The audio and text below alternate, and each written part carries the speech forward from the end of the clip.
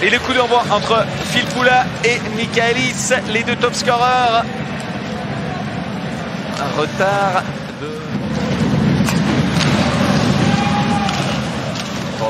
Rohrbach qui se met en position et qui ouvre la marque après 4 minutes et 48 secondes. Il est rentré assez facilement, il faut bien le dire.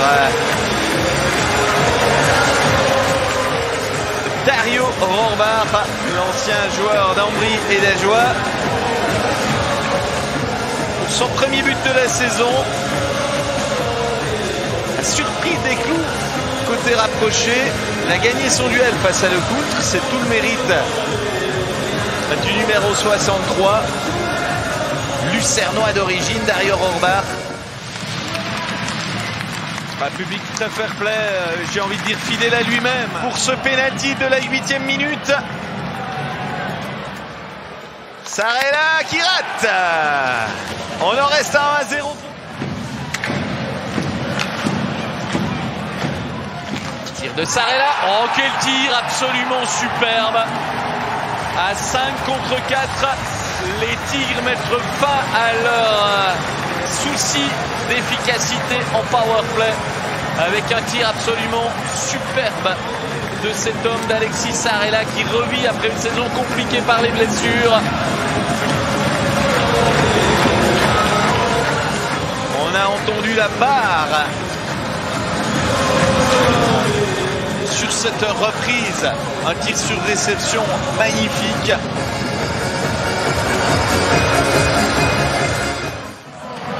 C'est pas terminé, les pistes qui se mettent en position, c'est le 3e.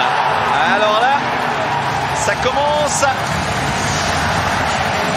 à devenir dangereux pour les Genevois avec ce 3-0 signé les Pisteux, son 4e but de la saison.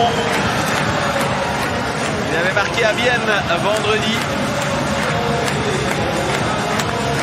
Il est plutôt sur une très bonne série, les Pisteux, puisqu'il a à chaque fois marqué un point. Désormais sur 5 matchs.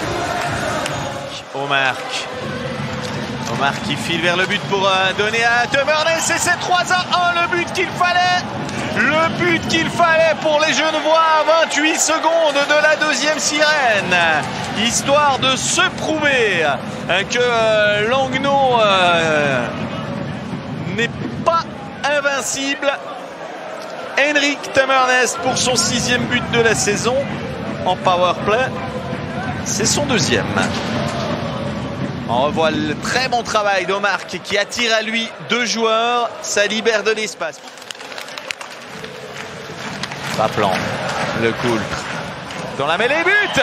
Et voilà un peu Kogol dévié. Alors je sais pas par qui, peut-être par Vincent Rappelant, mais c'est 3-2 après 1 minute et 29 secondes. Le scénario idéal.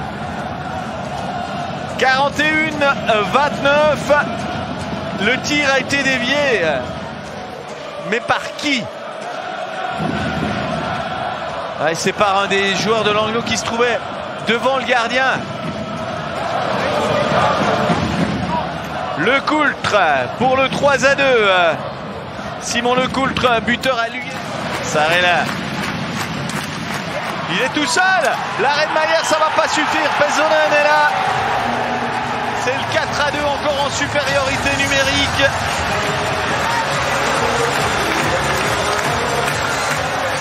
Oh, tout est quand même parti d'un raté de Maillère qui, à mon avis, n'a pas fait le bon choix.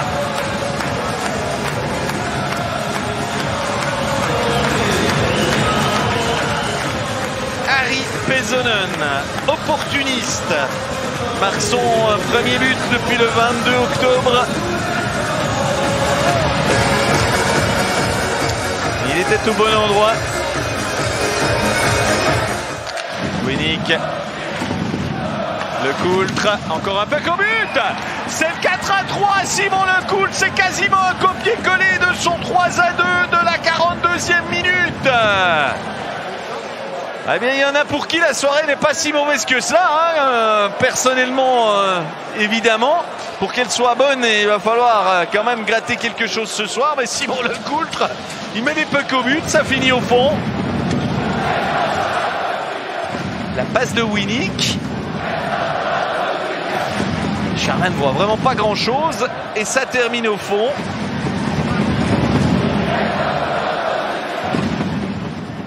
Avec Joris.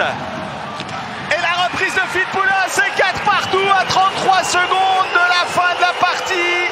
But marqué en supériorité numérique.